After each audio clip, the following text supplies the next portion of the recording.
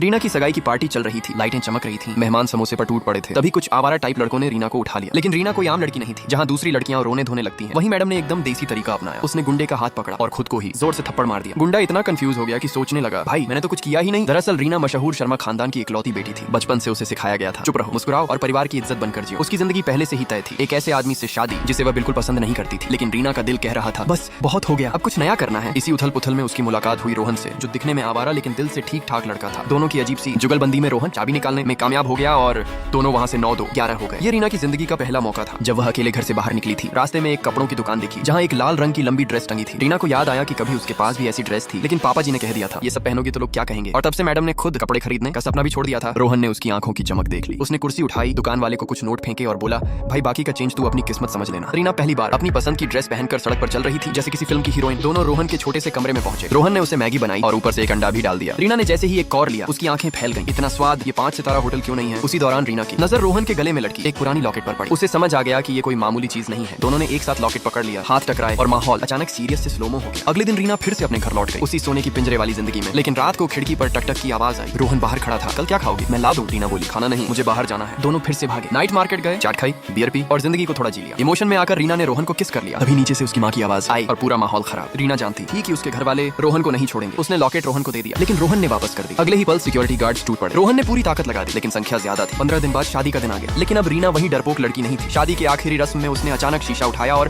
दूल्हे विक्रम के चेहरे पर जोर से चला दिया। हॉल में चीख पुकार मच गई। विक्रम ने गुस्से में रीना का गला पकड़ लिया और बोला, रोहन को समंदर में फेंक दिया है। तभी शादी हॉल का दरवाजा जोर से